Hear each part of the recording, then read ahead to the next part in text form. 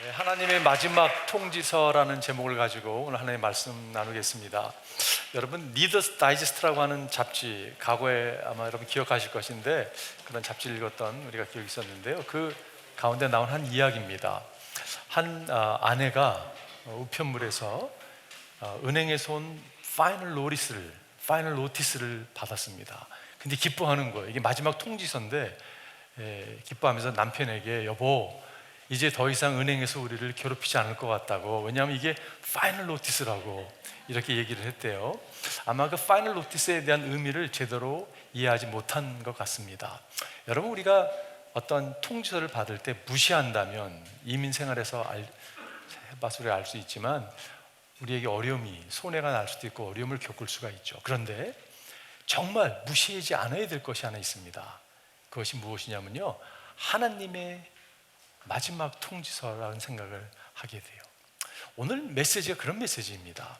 여러분, 요한복음은 크게 두 부분으로 나눠져 있습니다. 첫 번째 부분은요, 1장에서 12장까지 예수님께 당신을 드러내 주세요. 그래서 표적의 책이라는 그런 타이틀이 붙습니다. 당신이 이렇게 드러내 주시는 거예요. 그리고 13장부터 20장까지를 영광의 책이라고 이렇게 소개를 합니다. 예수님께 십자가를 향해서 나아가는 모습이 소개되죠. 그리고 21장은 이제 부록과 같은. 여러분, 오늘 12장 주님께서 이 퍼블릭 미니스트리에 이 사람들에게 말씀하시고 기적을 행해 주시고 표징을 막 보여주셨습니다. 가나 혼인잔치부터 시작해서 나사로를 살리는 이런 표적을 통해서 당신을 막 드러내 주셨어요. 퍼블릭 미니스트리의 마지막 설교가 오늘 본문에 기록된 메시지예요.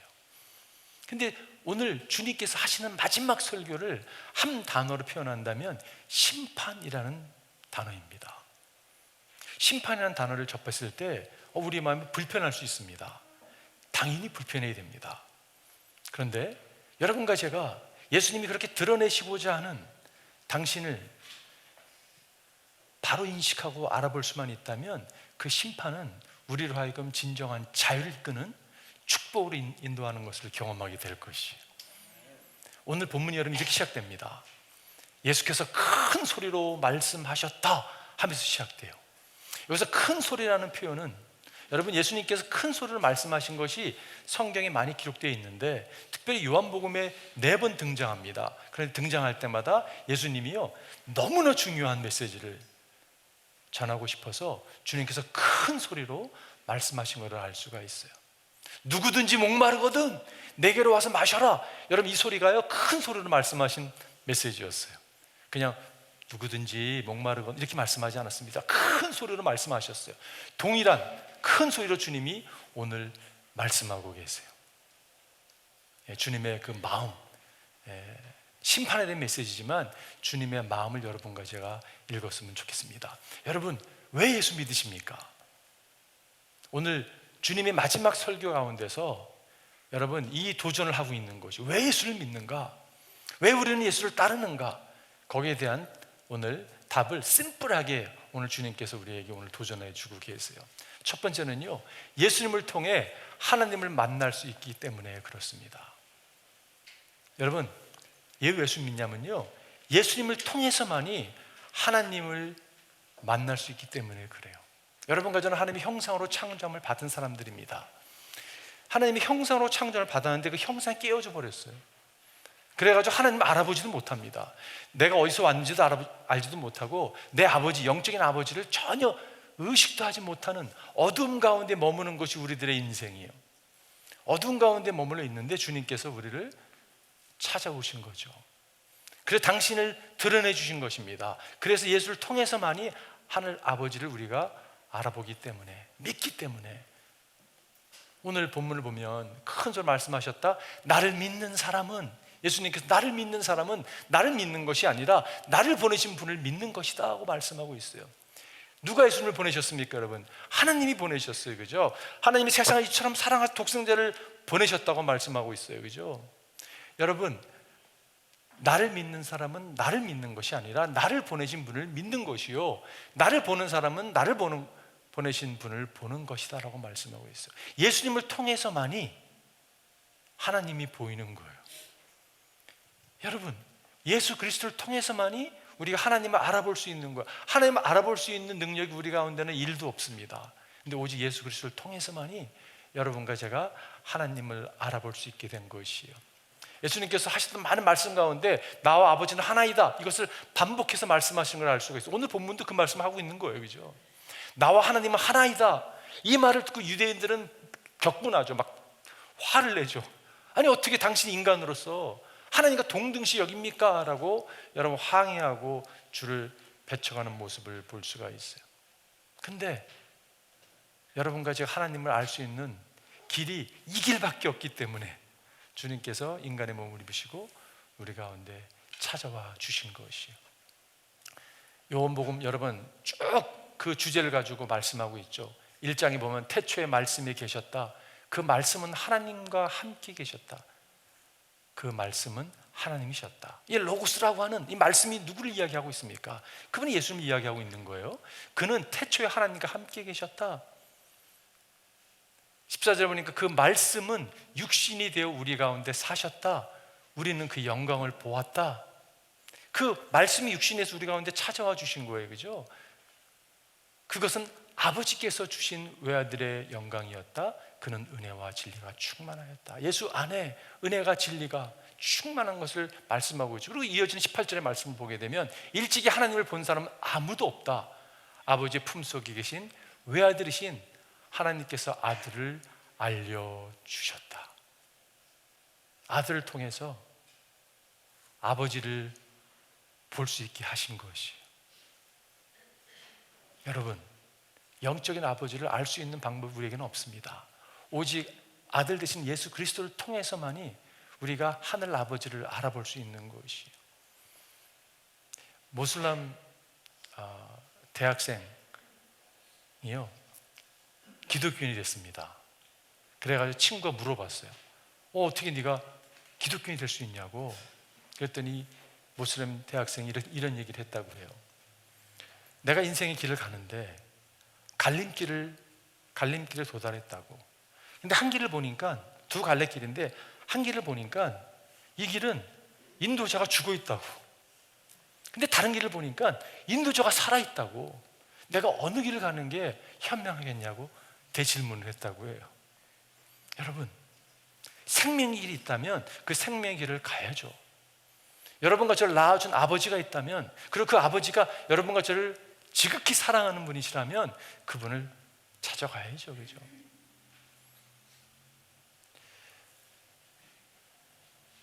옆집으로 가는 두 길 이야기 들어보셨어요? 여러분 옆집에 사시는 분 계시죠? 한번 상상해 보세요. 여러분의 옆집으로 가는 두 길이 있다고 해요. 첫 번째 길은요, 옆집 반대로 해서 지구를 빵 돌아가지고 그 집을 가는 길이 있다고 해요. 생고생하고 어렵고 막. 또 다른 길은요, 바로 가면 돼요. 주님께서 바로 갈 수 있도록 당신을 드러내 주셨습니다.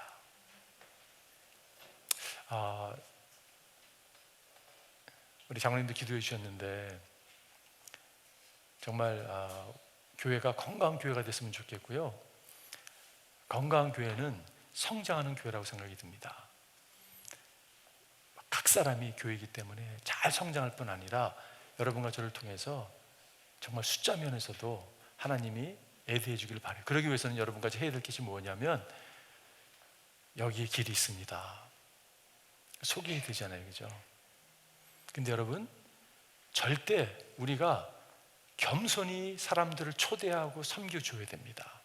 내가 태어날 때부터 모든 걸 다 파악하고 아는 사람처럼 그런 태도를 가지고는요, 복음 전할 수가 없어요. 왜냐하면 벌써 기분이 나쁩니다. 그냥 이렇게 벌써 눈빛에서 알 수 있거든요. 정말 존중해 주는. 왜냐? Freely we have given. Freely give. 거저 받았기 때문에. 여러분, 우리가 다 거저 받은 사람이잖아요. 그죠? 거저 주는 자리에 나아가기를 바라요. 그렇기 때문에 겸손이 필요하고, 그러나 담대함이 필요하죠. 왜냐하면 주님께서 주시는 확신이 우리 가운데 있기 때문에 그렇습니다. 예수님께서 도마가 의심 많던 자인데 이렇게 표현하죠. 도마가 예수께 대답하기를 나의 주님, 나의 하나님. 이 얘기를 했을 때 여러분, 주님께서 지금 당신을 드러내 주신 거예요. 그랬더니 도마가 이렇게 고백한 거예요. 여러분과 제가 이 고백이 있어야 되는데, 이 고백을 듣고 주님께서 너 오해했어, 내가 하나님 아니야, 이렇게 말씀하지 않으셨어요. 오히려 믿음을 확증시켜 주셨습니다. 그리고 모든 사람이 이런 고백을 하도록 주님이 권하고 있는 것을 보게 돼요. 사도행전 14장에 보게 되면요, 바울과 바나바가 누스트리아라는 곳에 가서 복음을 전합니다. 그러다가 사람들이 안진병이 일으켜 세우는 일을 경험하거든요. 그러니까 사람들이 놀라가지고 바울과 바나바에게 경배를 해요. 무릎을 꿇고 당신이 신이라고. 그러니까 어떻게 반응합니까 여러분? 기억하시죠? 옷을 찢습니다. 무슨 말이냐고. 여러분, 예수님이 왜 도마의 고백에 가만히 있었을까요? 그분은 하나님이시기 때문에 그렇죠. 이게 정확하게 주님의 의도예요. 주님의 의도는 예수를 통해서 하나님을 알아보는 것이에요. 누구든지 아들을 부인하는 사람은 아버지를 모시고 있지 않는 사람이요, 아들을 시인하는 사람은 아버지를 또한 모시고 있는 사람입니다. 아버지를 볼 수 있는, 아버지를 모실 수 있는 유일한 길은 예수, 아들을 모시고 예수를 받아들이는 사람이라는 것이에요. 이 축복 여러분과 저뿐만이 아니라 우리 주위에게도 증거되기를 바라요. 자, 두 번째는요, 왜 예수를 믿는가? 예수님이 빛이기 때문에 그렇습니다. Because He is the light. Jesus is the light. 예수님이 빛이십니다. 주님께서는 어두운 가운데 빛으로 찾아오신 분이시잖아요, 그죠? 46절에 보니까 나는 빛으로서 세상에 왔다. 그것은 나를 믿는 사람 아무도 어둠 속에 머무르지 않도록 하려는 것이다. 주님이 오신, 빛으로 오신 이유는 여러분과 저로 하여금 어둠 가운데 머물러 있지 않기를 원하셨기 때문에 오셨어요. 근데 여러분, 우리는요, 어둠에 머물러 있는 게 너무 익숙한 사람들이에요. 편해요. 어둠에 있으면. 빛이 확 비치면 좀 불안해하기도 하고. 여러분, 캐나다의 한 탄광에서 있었던 일인데요, 그 탄광에서 말들을 이렇게 사용해서 일들을 한다고 합니다. 근데 말들이 그 탄광에 익숙해지면요, 익숙해서 일을 하다가 밖에 나오면 바로 시력을 잃는다고 해요. 와, 그 지금 말들을 너무 어뷰스하는 게 아닌가 생각이 들 정도로, 그죠? 여러분, 우리가 그렇게 어둠에 익숙해 있던 사람입니다. 빛이 찾아오면 죽을 것 같은 거예요. 근데 주님이 찾아오신 이유는 죽으려고 찾아오신 게 아니라 여러분과 저로 하여금 빛 가운데 나아갈 수 있도록 찾아오신 거잖아요, 그죠? 여러분, 이 노래 아세요? 어두운 세상의 빛으로 오신 예수여, 어두운 세상을 밝히러 오신 예수여. 아시는 분? 근데 너무 소수. 오늘 가르쳐 드릴게요. 오늘 마지막 송으로 오늘 부르려고 그러는데, 제가 이번 주에 참 많이 불렀어요. 빛으로 오신 예수여, 빛으로 오신 예수여, 빛으로 오신 예수, 나의 어둠만 밝혀주세요. 여러분, 주님은요 빛으로 오시죠. 근데 이 노래가 누구 노래냐면요, 다윗과 요나라는 노래입니다. 테이블 몇 개 남았어요. 그래서 여러분 꼭 오셔서 정말 하나님을 찬양하고 나갔으면 좋겠습니다. 여러분, 어두운 가운데, 우리 가운데 주님은 빛으로 찾아와 주셨어요. 너무 감사한 일 아닙니까 여러분? 그분이 빛으로 찾아오지 않았으면 우리는 여전히 어두운 가운데 방향 모르고 살다가 인생을 마무리할 수 있는 게 우리 인생이죠. 요한복음 1장 9절에 보니까 참 빛이 있었다. 그 빛 세상에 와서 모든 사람을 비추고 있다. 페버리티즘이 있는 게 아니라 모든 사람을 주님께서는 빛으로 비추고 계시죠. 9장 5절에 보니까 내가 세상에 있는 동안 나는 세상의 빛이다. 다시 말해서 주님께서, 여러분, 빛을 비춰주지 않으면 세상은 여전히 어둠 가운데 살아갈 수밖에 없는 거예요. 영적으로, 도덕적으로 타락할 수밖에 없는 게 여러분 우리의 실제입니다. 요한일서 1장 5절을 보니까 우리가 그리스도에게 들어서 여러분에게 전하는 소식이 이것이니 곧 하나님은 빛이시니 하나님 안에는 어둠이 전혀 없다는 것입니다. 여러분, 우리가 누군가에게 이 복음을 전해 들었어요. 들어야 될 메시지가 뭐냐면 예수님이 빛이라는 것이, 어둠이 그 안에 머물지 않는다고. 여러분과 제가 빛의 자녀가 되었습니다. 할렐루야. 여러분, 어둠이 익숙하지 않은 거예요. 이제는요. 옛날엔 너무 익숙했거든요. 더 이상 그렇지 않습니다. 왜냐? 우리의 포지션이 바뀐 거예요. 골로새에 보니까 아버지께서 우리를 암흑의 권세에서 건져내셔서 자기의 사랑하는 아들의 나로 옮기셨습니다. 포지션이 바뀐 거예요. 더 이상 여러분과 저는 흑암의 자녀들이 아니라, 어둠의 자녀들이 아니라 하나님의 빛의 자녀가 되었다는 것이에요. 주님이 말씀하시죠. 너희가 세상의 빛이다 라고 주님이 말씀하시는 거예요. 우리는 정체성, 우리가 누구인지를 명확히 알고 살아가야 되는 사람들이죠. 오래전에 한국에서 서울 온누리교회 하영조 목사님 계시잖아요. 비서 목사님과 LA를 방문한 적이 있습니다. 목사님이 연락이 와서 식사를 하게 됐어요. 아니, 커피를 마시게 됐는데 어느 카페를 갔는데 카페가 좀 어둠침침했습니다. 제가 선택한 카페가 아니었는데 그 비서 목사님이 선택했는데, 목사님이 왜 이런 데 선택했냐고 빨리 나가자 그러시더라고요. 그래가지고 화낸 대로 나갔어요. 저는 분위기 좋은데 여기 왜 나가시려고 하시지? 근데 제가 인상 깊었던 가르침이 하나 있었어요. 하나님의 사람들의 특징이 하나가 있다면 어둠 조금이라도 그냥 싫어하시는구나 라는 생각이 들었어요. 참 큰 교훈이었습니다. 여러분과 제가 빛의 자녀입니다. 포지션이 바뀌었어요. 빛 가운데 거하는 여러분과 제가 되기를 바라요. 여러분, 오래전에 있었던 일인데요, 한 시골에서, 옛날에는 한 시골 마을 같은 데 보면 중환자들이 이렇게 있으면 의사 선생님들이 이렇게 왕진을 하잖아요. 그죠? 방문해서 치유를 하고 그러는데, 한 13km 정도 떨어진 곳에서 연락이 왔습니다. 중환자에게 연락이 와서 급하게. 그래서 의사 선생님이 이제 왕진하러 가려고 하는데 너무 폭설이고 너무 밤이었습니다.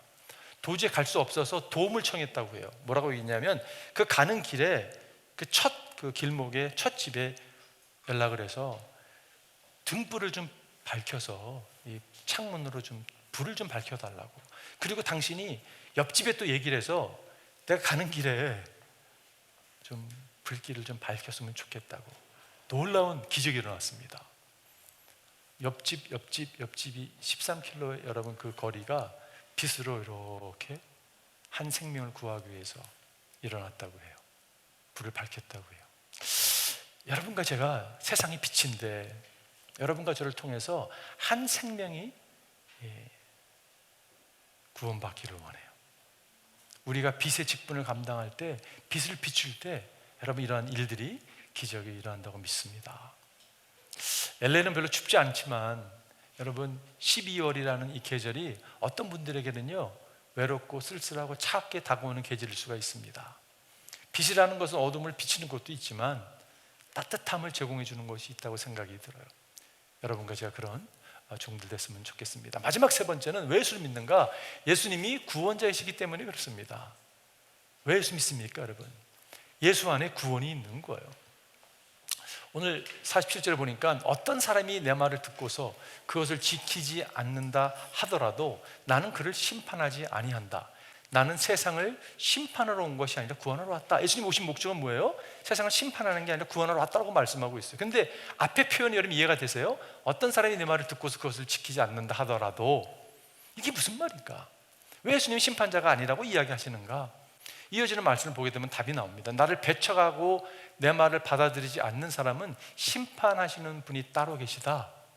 내가 말한 바로 이 말이 마지막 날에 그를 심판할 것이다.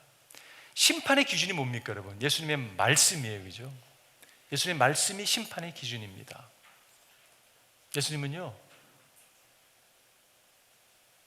갓난 아기로 베들레헴의 마구간에 찾아오신 분이세요. 어둠간 우리에게 빛을 제공해 주시기 위해서 다가와 주셨습니다. 그 어떤 사람도 아기에게 다가가는 것을 두려워하지 않죠. 모든 사람이 다가올 수 있도록 어린 아기로 찾아오신 분이 예수님이십니다. 그러나 예수님의 재림 때는, 여러분 예수님의 재림은요 재판장으로 그분이 찾아오실 분이세요. 3장 18절에 보니까 믿음에 대한 도전하고 있어요. 아들 믿는 사람은 심판을 받지 않는다. 그러나 믿지 않는 사람은 이미 심판을 받았다. 그것은 하나님의 독생의 이름을 믿지 않기 때문이다. 심판을 받는 게 뭐에 결정된다고요? 주님의 말씀, 그 아들 믿느냐 안 믿느냐가 결정을 한다고 말씀하고 있어요. 여러분 예수님 믿으시죠? 네. 그러면요 심판 받지 않습니다. 여러분 한번 상상을 한번 해보세요. 여러분이 피고인으로 이렇게 재판장에 딱 서 있습니다. 근데 재판장에 딱 계셨던 예수님께서 갑자기 우리를 딱 보시더니 I know him, I know her. 그러더니 팍 내려오시는 거예요. 그래가지고 팍 막대기로 치는 거기를 딱 주님께서 대신 맞으시는 거예요. 그분이 재판장이신데 왕이신데 하나님이신데 인간의 몸으로 오셔가지고 우리를 대신 탁 맞아주신 거예요. 그 이름을 믿는 자에게 어떻게 됐다고요? 심판은 과거형이 된 것이에요. 여러분, 심판을 피할 사람 한 사람도 없습니다. 심판 앞에 다 나갈 수밖에 없는 게 우리 인생이에요. 그런데 주님께서 대신 심판을 받으셨다고 말씀하고 있어요. 그 말이 무슨 말이에요? 여러분과 제가 하나님 앞에 담대히 설 수 있는 것이에요. 담대히 설 수 있는 인생이 어디 있습니까, 여러분?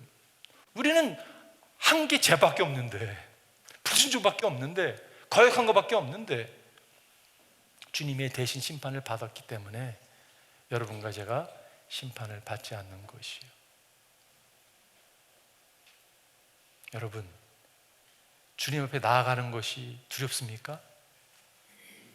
나이를 한 해 한 해 더 먹어가는 것이 두려우세요?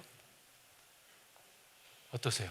2024년을 너무 기대한다. 나 한 살 더 먹잖아. 이런 분 계세요? 여러분, 이 찬송 아시죠? 주님 다시 배울 날이 날로 날로 다가와 무거운 짐 주께 맡겨 벗을 날도 멀잖네. 나를 위해 예비하신 고향 집에 돌아가 아버지의 품 안에서 영원토록 살리라. 아니, 어떤 영성의 길이 이런 가사를 쓸 수 있을까요? 하루하루 더 먹는 게, 한 해 한 해 더 먹는 게 주님 다시 배울 날이 점점 가까워오는 것 같아요. 그런데 여러분, 무거운 인생의 짐을 주님의 발 앞에 내려놓고 여러분과 제가 아버지의 본향, 아버지 집에 돌아가 그분의 품 안에 안길 수 있다는 것은 웬 은혜입니까? 이건 은혜잖아요, 그죠? 축복이잖아요, 그죠? 우리가 자격이 있어서가 아니라 그분이 나의 아버지가 되기 때문에 여러분, 그분 앞에 나가서 그분의 품에 안길 수 있는 것이,